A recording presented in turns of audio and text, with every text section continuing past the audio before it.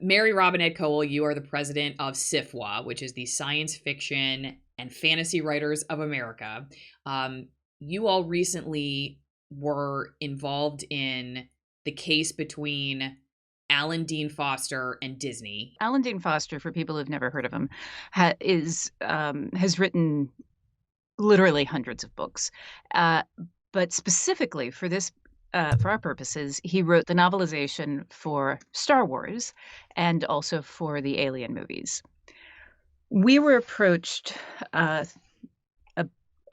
2 years ago at this point by his agent, Vaughn Hansen, who had been trying to get in touch with someone to find out why Alan was no longer getting royalties or even royalty statements.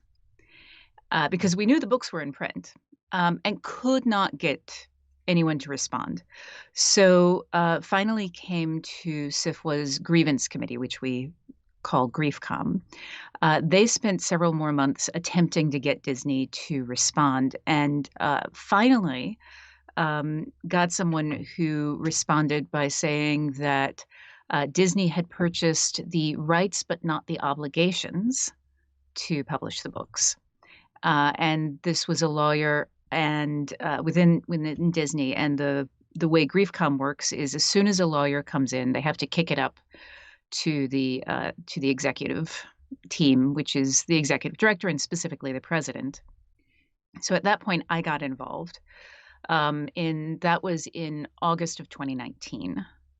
We spent several more months attempting to get Disney to talk to us. They wanted us to sign a non-disclosure agreement just to get on the phone with them to find out what the conversation would be about. Like they would not even tell us what the subject matter of the conversation was going to be. Eventually, we wound up going public with something we call Disney Must Pay, because we also felt like there had to be other authors out there, that if they were doing this to Alan Dean Foster, that there were others.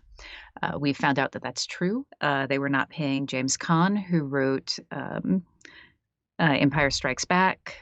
They weren't paying the author of Return of the Jedi, Han Solo trilogy, Indiana Jones, Buffy. Like, there's a lot of authors. Disney continues to tell us that this is a unique case, that Alan is completely unique, and we know that that is not true. So that brings us to where we are now. Alan has a resolution with Alien that he's happy with, but they haven't addressed Star Wars yet. Their position is that in order to address any of this, the author has to come to them. We've given them a list of names. They have not contacted any of those authors.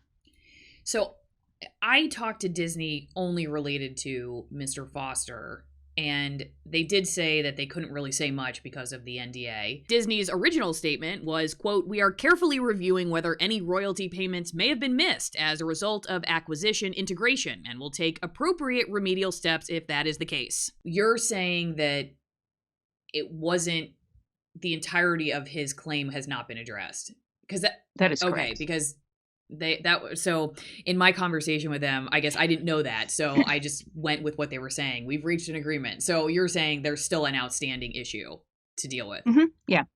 Yes. So they have reached an agreement about the Alien properties, but because their position is that the author has to come to them and say, I need you to, they have to send them a belief that they have not been paid.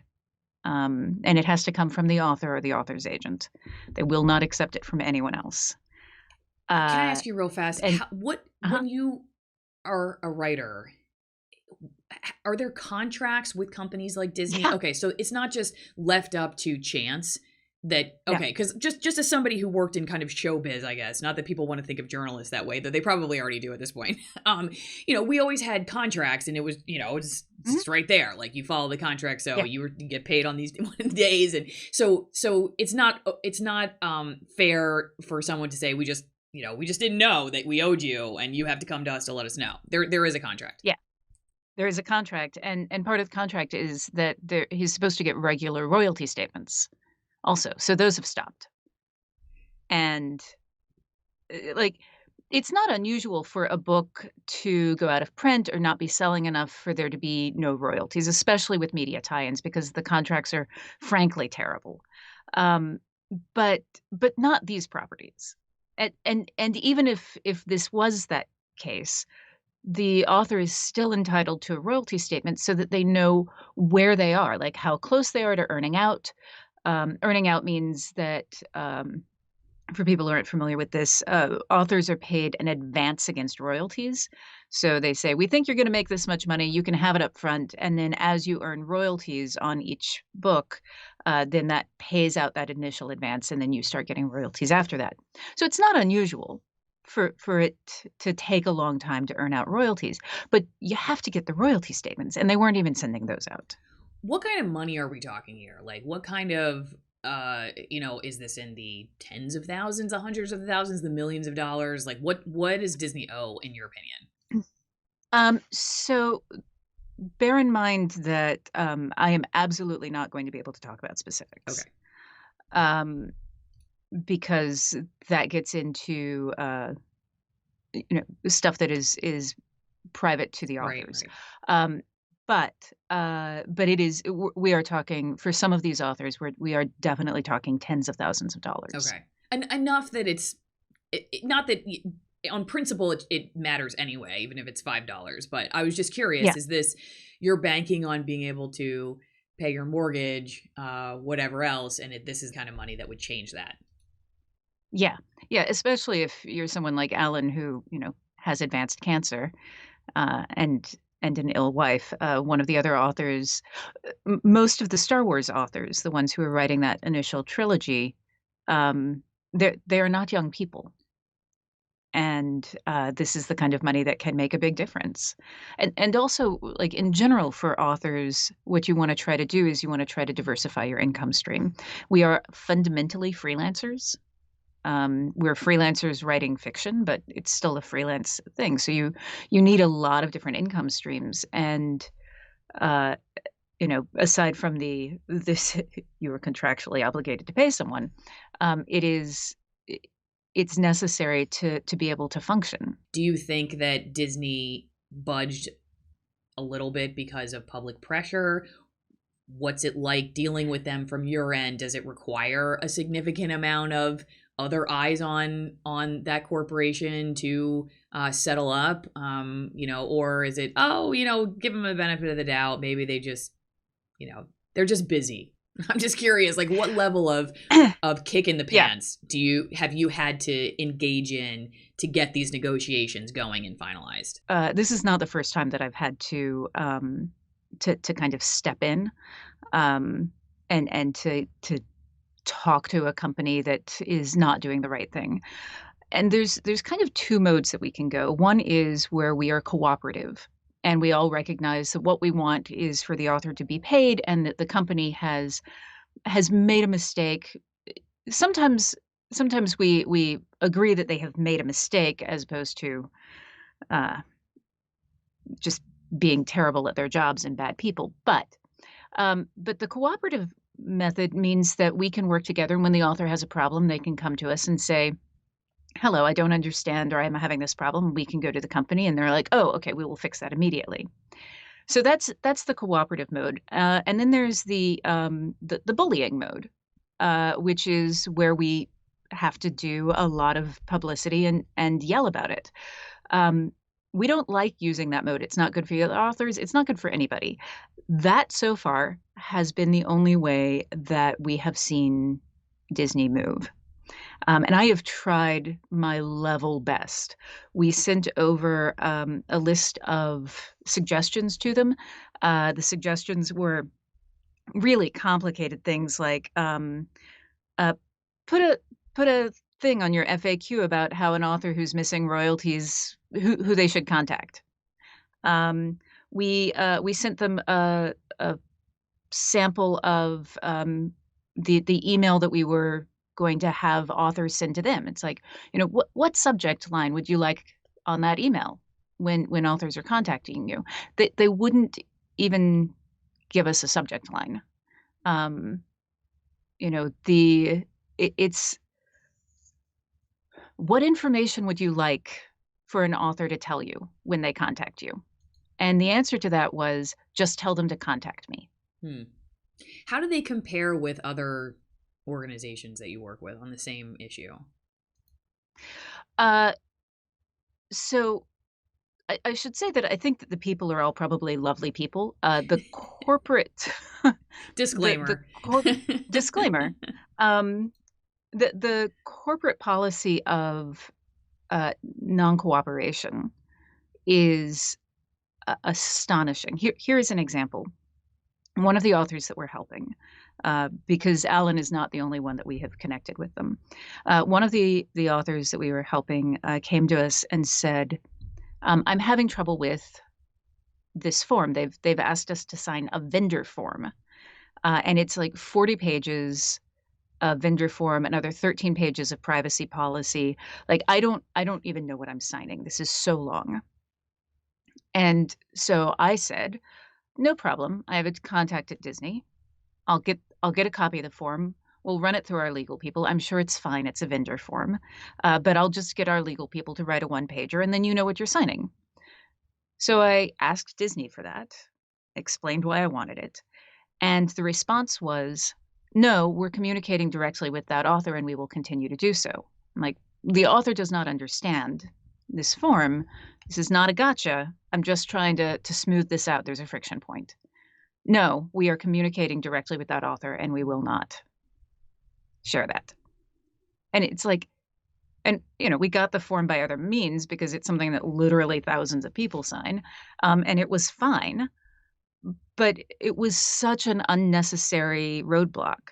The way I've described it is it's like they're using union busting techniques on a volunteer service organization. It's like, you know, "Hi, we're a professional writers organization, and most of the people that work for us are actually volunteers, and we're just trying to make things Yeah, easier." it sounds like you're just like, okay, how can we smooth the process and clarify so that everybody's lives have less complication and Yes.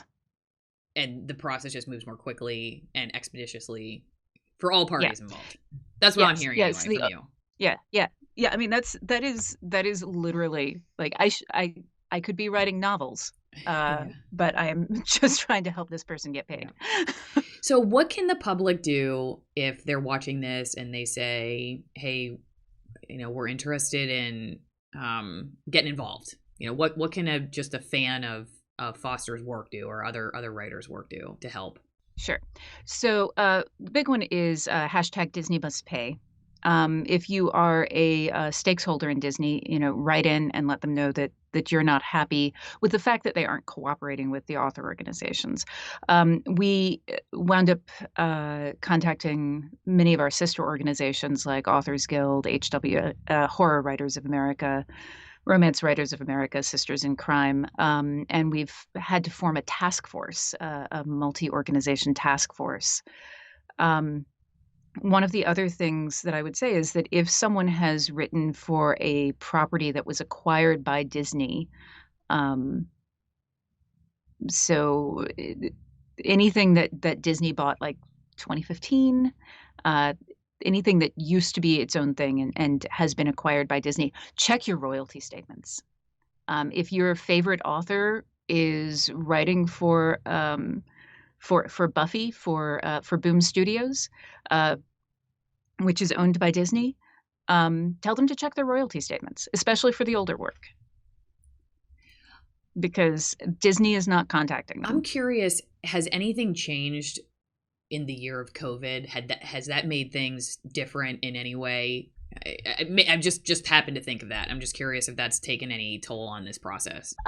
Yes, we we were originally going to go live with our uh, Disney Must Pay media campaign in March of 2020, and for obvious reasons, that did not seem like good timing.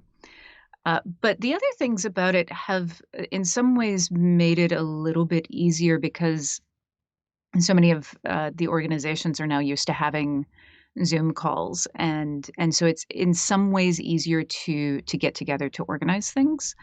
Um, like we would not have probably done a press conference originally, but now everyone is habituated to living in this tiny little box. I will say that I'm going to reach back out to Disney since you have told me more information than they divulged when I talked to them last time. So everybody check the description of the video. I will copy and paste it and put it there just to give Disney a fair shake at responding to the new information that Mary Robinette has given us today. But is there anything else that you want to add that I haven't asked you about that you think is important?